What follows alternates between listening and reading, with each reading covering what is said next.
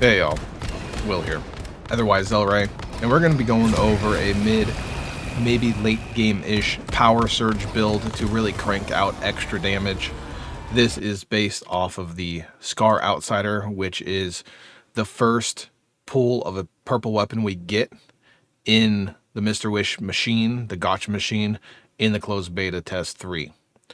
What's good about this is that it allows you to get an extra little spark of damage when you hit an enemy with a bullet at a chance. We're going to get rid of that chance. We're going to try to make it happen all the time. It has a up to 90% chance of power surging. However, it drops the base damage by 40%, which sounds like it's no good, but don't worry about that. There's a lot of things going on here. We have Shock Rampage, which allows us to push it to another 30% when it power surges. So we're at 100% mostly all the time, outside of if we don't get a crit. However, we fix that because this has power surge trigger chance on as well, 16%. You can see we're really stacking that, so it's no longer a chance, it just happens, and we want that to be the case. A little show off here of the damage.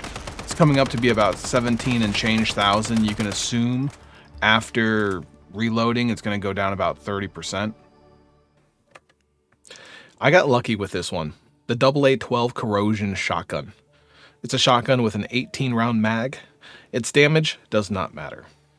Hitting enemies grants a 60% chance to trigger Power Surge, which is very high.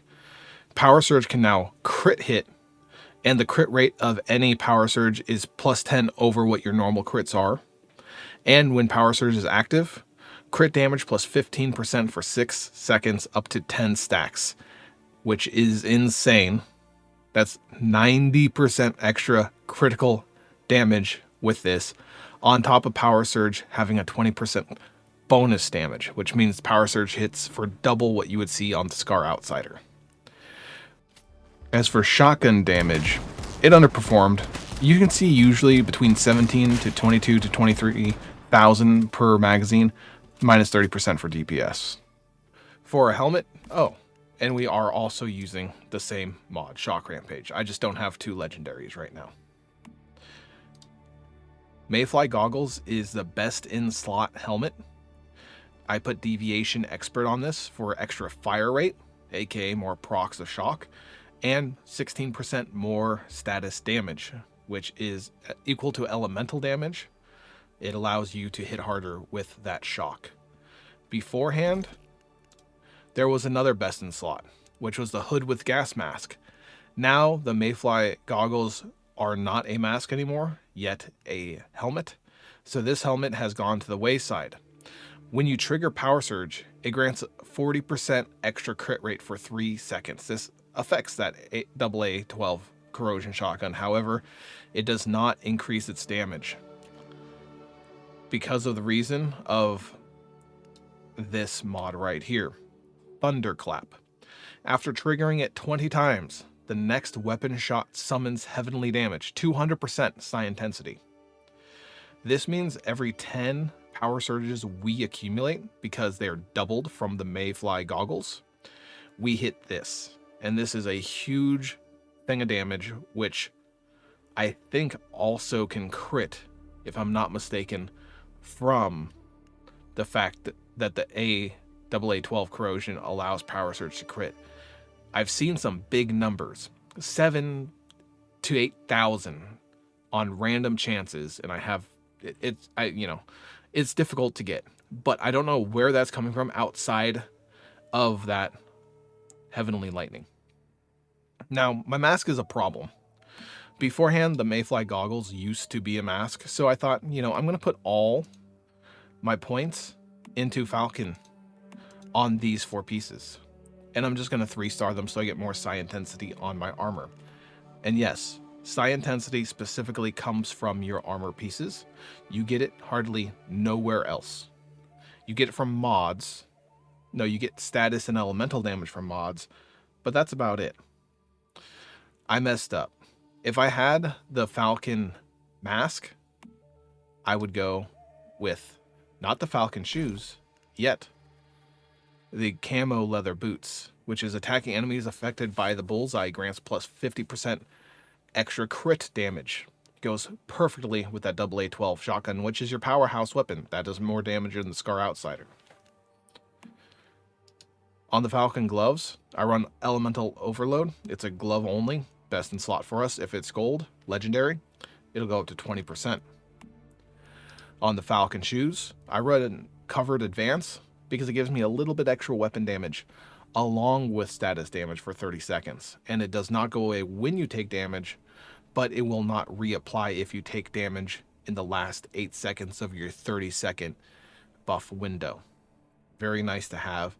For the Outsider, it's much better than the shotgun. However, any extra damage is extra DPS.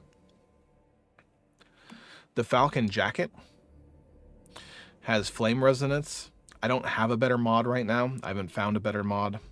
However, you're really just trying to stack status damage or element damage, both the same. And the same is with our pants.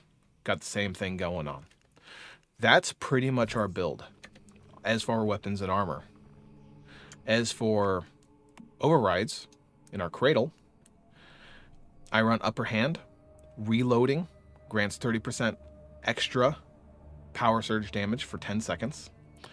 Sometimes when you start a fight, you want to take one pop shot, then reload, and then roll to get another bonus, which you'll see down here. After a roll, status damage plus 25% for 6 seconds.